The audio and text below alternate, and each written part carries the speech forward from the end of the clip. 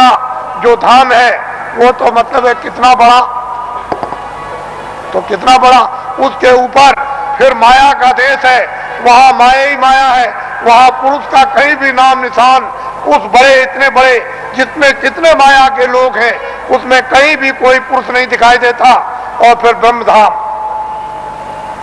आपको तो ये राज मालूम है नहीं। तो इसकी साधना दोनों आंखों के पीछे जो जीवात्मा बैठी है और ऊपर से आवाज आ रही है, लेकिन कान तुम्हारे बंद हो गए और तुम जुग जुग से, यानी कितने कल्प बीत गए जब से आए तब से सो गए।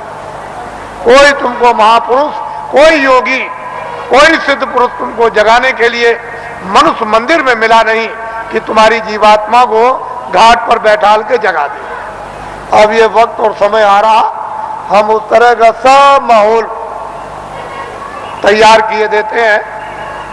जब सब चीज तैयार हो जाएगी, खरपतवार जब तैयार हो जाएगा और वो गीला ना हो, सूख जाएगा, तो बस ऐसे माचिस लगाई तो वो ज्ञान रूपी जब माचिस लगेगी तो भट, पेट्रोल की तरह से भट आग लग जाएगी, तो जल भून करके तुम्हारे सब पाप भस्म। इसको कहते हैं ज्ञान रूपी अग्नि। ये जब प्रज्वलित होगी तब देखिए आप क्या होता है। तो हम तो ये वो दिन आपको बताना चाहते हैं कि स्त्रियां भी और पुरुष भी यहीं से बैठकर दिन में काम करेंगे और रोज स्वर्ग में जाएंगे, वैकुंठ में जाएंगे, उधर देवी देवताओं का दर्शन करेंगे और वहां ब्रह्मा विष्णु महादेव उनका भी दर्शन करेंगे और उसके ऊपर भी जाएंगे और रोज लौट करके चले आएंगे और खेती भी करेंगे, दुकान और दफ्तर का भी काम करेंगे और शाम को बच्चों की सेवा और बैठ जाएंगे और फिर निकल जाएंगे।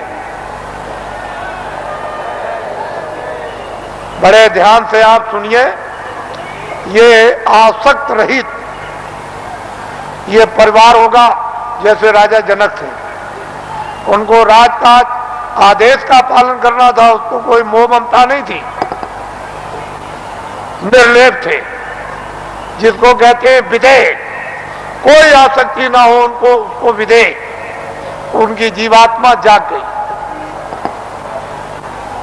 हम उस चीज की आपको तैयारी करके धीरे धीरे उसी तरफ जा रहे हैं। ये तैयारी हो जाए और इतनी प्यास लगेगी कि तुमसे उस समय ये कहा जाएगा कि तुम लोग प्रधानमंत्री बन जाओ, तुम मुख्यमंत्री बन जाओ, ले तुम राजा बन जाओ और तुम ये बन जाओ, तो तुम फौरन फेंकोगे कि हमको नहीं बनना, की जरूरत हमको नहीं, हमसे ये काम नहीं हो सकता। अरे भाई वो चीज तो कुछ और है, तो यहां मरे जा रहे हो वैसे ही बेमतलब। अरे महात्माओं के पास आकर के कुछ काम करो तो कुछ काम भी हो जाए, महात्माओं के आदेश का पालन करो, दुनिया सब समझ में आ जाए, गृहस्थ आश्रम भी, समाज भी और देश भी समझ में आ जाए और तुम सब लोग निर्लेप रहो और शरीर का, परिवार का, सब तरह का क्षणिक सुख भी ले लो और आत्मा को जगा करके सच्चा आनंद प्राप्त कर लो। असली काम क्यों नहीं, नकली में फंसे फंसे फंसे फंसे। और ये जो नशे चढ़ा रखे आपने, एक नशा,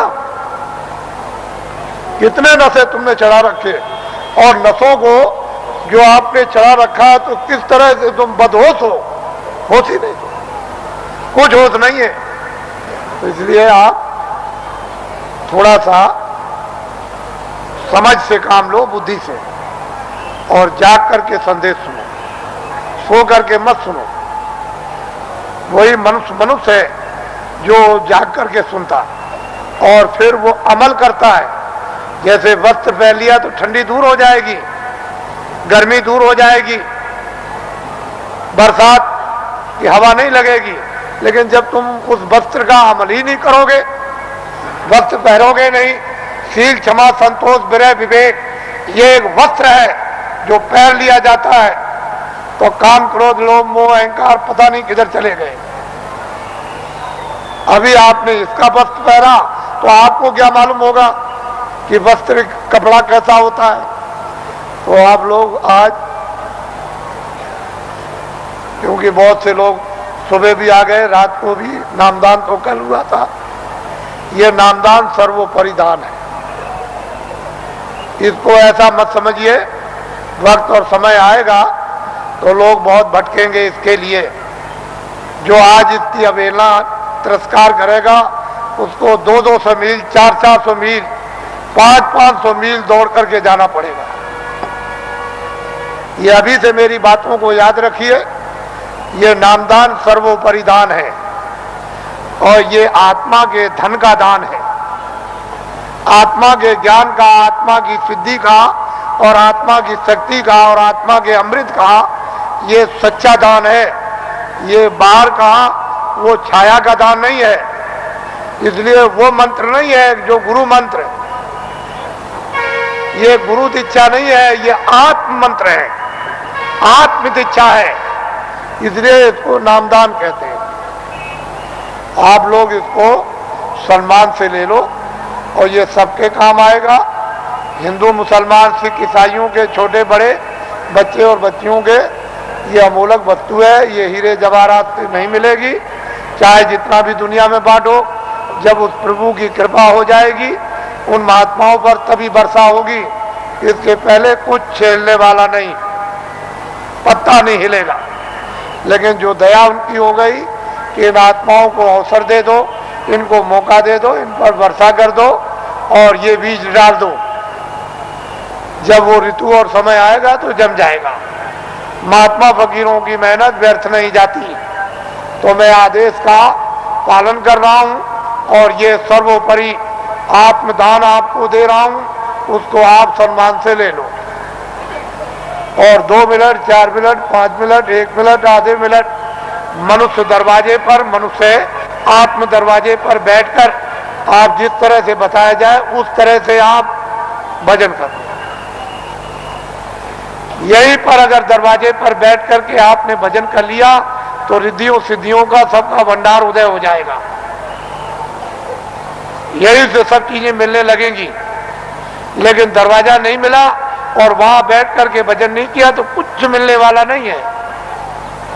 वैसे ही खाली आए हो, अज्ञान में आए और अंधकार में आए, रोते हुए आए। जब जाने का समय होगा तो ज्ञान रखवा लेगा, देखना रखवा लेगा, सुनना और बोलना रखवा लेगा और एक पीछे से ठोकर मारकर रवाना कर देगा। इसलिए आप लोग संभल करके रहो। हम तो कोई जय गुरुदेव है नहीं। इस किराए के मकान का नाम आपका ही रखा हुआ, जो रखवाया होगा उस समय के पंडितों से, यह नाम तुलसीदास है।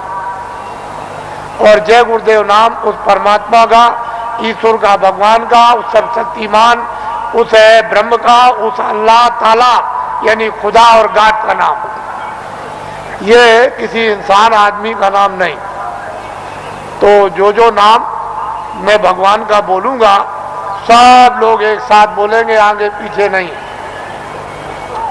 जो नाम बोलता जाऊं सब लोग उच्चारण करना, जिससे हमको मालूम हो कि आप शुद्ध नाम का उच्चारण कर रहे हो। जब मैं बोल बंद हो जाऊं तो आप भी बंद हो जाना। बोलो जय गुरुदेव। और ये आत्माओं का गोपनीय यानी रूहों का ये छुपा हुआ राज, ये खजाना है। ये जब तुम जरा सा रियाज और जरा कमाई करोगे, थोड़ी सी आप मेहनत, अभ्यास और साधना करोगे तो जल्दी से ये प्रकट होने लगेगा। लेकिन तुम ऐसे ही बैठे रह गए तो घर का भी कोई काम नहीं होता। और वैसे घर में भी कोई आपको नहीं पूछेगा, अरे भाई काम प्यारा, चांद थोड़ी प्यारा है। अरे भजन करोगे तब तो तुम प्यारे बनोगे, तब तो तुम्हारी जीवात्मा इस अंधकार से, इस जड़ता से निकलेगी। लेकिन भजन नहीं करोगे तो कौन किसको प्यारा? पति स्त्री को जवाब देता है, स्त्री पति को जवाब देती है, माँ बाप बच्चे को जवाब देते हैं। चाम नहीं प्यारा, काम प्यारा। अरे बातें प्यारी नहीं है, साधना और भजन और प्यारा है। तो इसलिए थोड़ा तुम भी मेहनत करो, हम भी करो। दोनों की मेहनत से ये हो जाएगा, काम पूरा हो जाएगा। आज गुरु महाराज का ये उनका पुण्य जो जो संकल्प यहाँ छोड़ गए हैं, जो आशीर्वाद और आदेश जो दे गए हैं, ये सब उनकी चीज है। हमारे पास कुछ उन्हीं का आशीर्वाद, उनकी दी हुई ये दौलत है, और उन्होंने आदेश दिया है कि इस तरह का जब समय आएगा तो बांट देना, वो आपको मिलेगी। उनकी ये स्मृति है, यादगार, कि ये खजाना महापुरुषों ने बांटने के लिए दिया है, ये उनकी यादगार। और वो सब चीजें ताजी। गुरु महाराज बड़े सादे थे, बड़े सीधे थे, बहुत सादगी थी, बड़े सीधे थे, बड़े भोले थे, लेकिन जानते सब कुछ थे। कोई चीज उनसे छुपी नहीं, सब कुछ जानते थे। और उन्होंने ये संकल्प, तो उनका ये संकल्प है कि जीवों को बहुत लाभ होगा, रूहानियत का, आध्यात्मिकता का।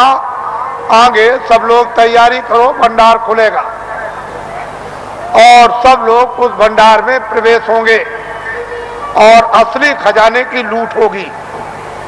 लोग लूटेंगे अपनी अपने दामन, अपनी अपनी झोली, नेत्रों की झोली, नेत्रों का दामन, दिव्य नेत्र की झोली और दिव्य नेत्र का दामन फैलाकर, और माल की, अद्भुत माल की, दैविक माल की, वो खजाने की यानी लुटाई होगी।